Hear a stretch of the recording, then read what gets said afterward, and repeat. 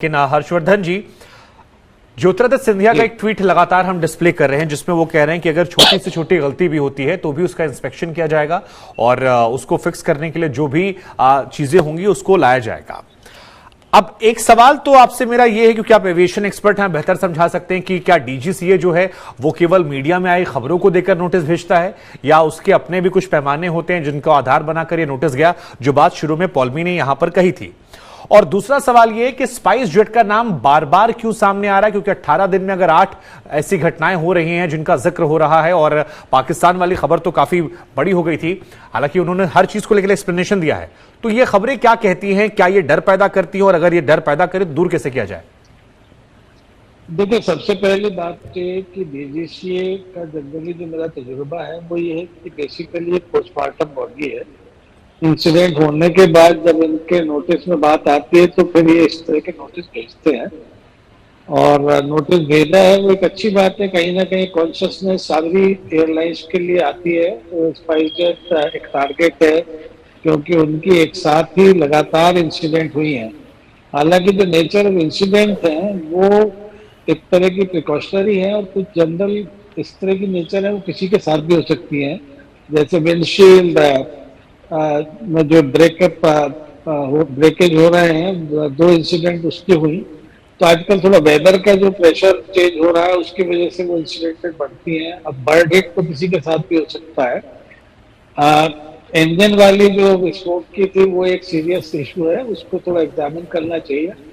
अब सवाल ये है कि कहीं ना कहीं पिछले 2 साल में जब से कोरोना की वजह से सारी एयरलाइंस बंद एक तरह से बंद रही हैं, एक लिमिटेड सर्विसेज रही हैं उनकी। वहां पे क्या होता है कि जब जहाज ग्राउंड होता है तो उसके हम एक रेगुलर मेंटेनेंस करते हैं, पर वो रेगुलर मेंटेनेंस एक लिमिटेड पैरामीटर्स पे होती है। उसका जो टोटल इंटरनल हेल्थ है उसको हम उस टाइम इवेल्युएट नहीं कर पाते, क्योंकि वो हेल्थ जो है जब आप एक्चुअली जहाज को चलाते हैं तभी उसकी सामने आती है।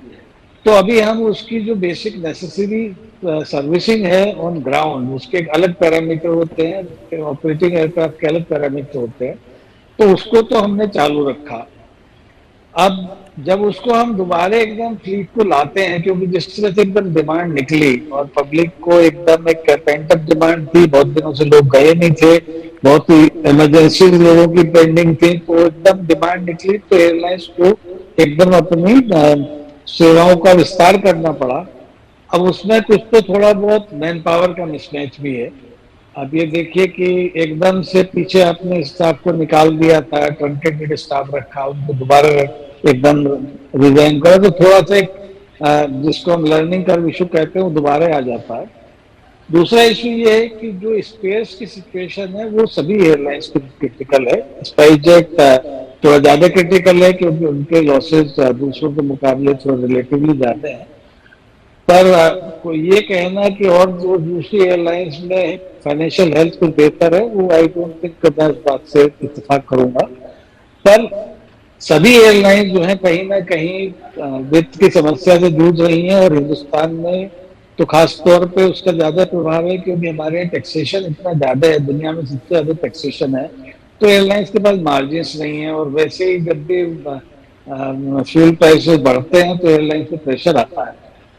अब मेंटेनेंस और मैन पावर की जो उन्होंने बात कही है डीजीसीए की, वो कुछ हद तक सही है। तो जो ओवरसाइट उन्होंने कहा, कहीं ना कहीं ओवरसाइट की उसमें खामियां हैं, पर वो ओवरसाइट डीजीसीए को एक प्रिएम्प्टिव स्ट्राइक में पहले से देखनी चाहिए थी, ना कि इंसिडेंट के बाद। जी, हालांकि जो अभी तक की इंसिडेंट्स हुई हैं, जैसे वेदर रडार भी जो कहा, अब अमूमन मानसून के सीजन में वेदर रडार में खामियां आती हैं। अब एमईएल जो है वो एक डीजीसीए की अप्रूव्ड प्रोसेस है, उसको एमईएल को यूज करने में अगर आप फ्लाइट कर रहे हैं तो उसको आप एयरलाइंस के अगेंस्ट होल्डअप नहीं कर सकते, सब एयरलाइंस कर रहे हैं। और दर्शकों की जानकारी के लिए मैं बता दूं कि कोई भारत के अलावा विश्व में भी जितनी एयरलाइंस इस टाइम उड़ान भर रही हैं वो भी एक दोबारा शुरुआत करने में कहीं ना कहीं थोड़ा बहुत वो सही, सारी दुनिया में तो थोड़ी प्रॉब्लम आ रही है।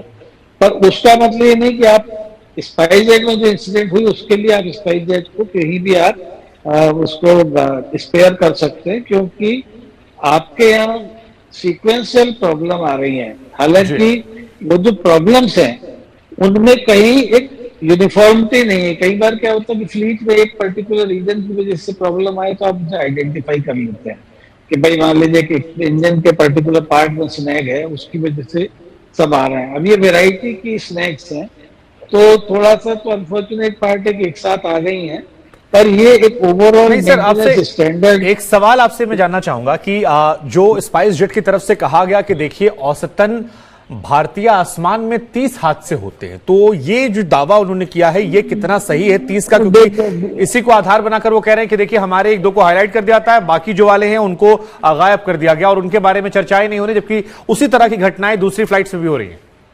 नहीं, देखिए ऐसा है कि ये थोड़ा गलत बात है। आप अपनी गलती को छिपाने के लिए दूसरे को गलत नहीं बता सकते। और जहां तक मेरा मानना है कि पिछले साल जब उसके इंडिगो के इंजन में प्रॉब्लम आई थी, तो मीडिया ने इंडिगो को भी उसी तरह हाईलाइट करा था, बल्कि इससे भी ज्यादा हाईलाइट करा था जितना स्पाइसजेट को आज कर रहा है। मीडिया का रोल है उस चीज को हाईलाइट करना, और वो लगातार आप एक सीक्वेंशियल फेलियर होती है या इंसिडेंट्स होती हैं तो वो जरूर नोटिस में आती हैं। एक दो इंसिडेंट जो होती हैं वो उनका नोटिस आता है। एविएशन ऐसी इंडस्ट्री है कि इसमें आप कहीं भी कोई छोटा बड़ा हादसा होता है तो वो एक रिपोर्ट होता है और अखबारों में उसकी चर्चा भी होती है, मीडिया में भी चर्चा होती है। तो इसलिए ये कहना कि 30 हादसे होते हैं, हादसा तो हादसे में और इंसिडेंट में फर्क है। हादसा होता है तो वो तो फिर उसमें लॉस ऑफ लाइफ होती है, लॉस ऑफ एयरक्राफ्ट होता है। तो हादसा तो ऐसे नहीं होता, उनको गलत, थोड़ा उन्होंने गलत शब्द का प्रयोग करा है। और इंसिडेंट्स जो है वो, अब मान लीजिए कोई जहाज थोड़ा लेट हो गया, कहीं उस पर कार कार टकरा गई, कुछ इंसिडेंट हो गई, वो भी एक इंसिडेंट होती है। उसका सेफ्टी से कोई लेना देना नहीं होता, वो एक लोकल ग्राउंड इंसिडेंट होती है। तो अब उतनी इंसिडेंट्स को आप अपने लिए जस्टिफाई नहीं कर सकते हैं, नॉर्मल सिचुएशन में होती रहती है। पर ये जो आपने जहाज उड़ाया उसको वापस गंतव्य पे लाए, प्रिकॉशनरी लैंडिंग आप किसी शौकिया नहीं करते, आपको कोई वजह होती है तभी प्रिकॉशनरी लैंडिंग पायलट करता है, नहीं तो उसको गंतव्य पे जाना होता है। तो आपकी जो इंसिडेंट एक साथ हुई हैं वो रिपोर्टेबल इंसिडेंट है, और उनको आपको सीरियसली देखना होगा, और उसके लिए आपको अपनी मेंटेनेंस स्टैंडर्ड्स को, और ये एक इंटरेक्शन है मैन मशीन और एनवायरमेंट की। जी एनवायरमेंट का तो आप कुछ नहीं कर सकते, पर जब तक आप उस मैन और मशीन को मॉनिटर नहीं करेंगे तब तक इंसिडेंट बढ़ने की संभावना होती है। और ये जब जाहिर है कि आजकल स्पेस की सिचुएशन हर एयरलाइंस की क्रिटिकल है। स्पाइसजेट की डीजीसी ने नोटिस दिया तो जरूर उन्होंने नोटिस करा होगा कि इसकी हालत थोड़ी ज्यादा खराब है, इसलिए ठीक है, उन्होंने उसको रिपोर्ट करा है। ठीक और है, अगर ऐसा नहीं है तो उनको उसका जवाब देना चाहिए। ठीक है।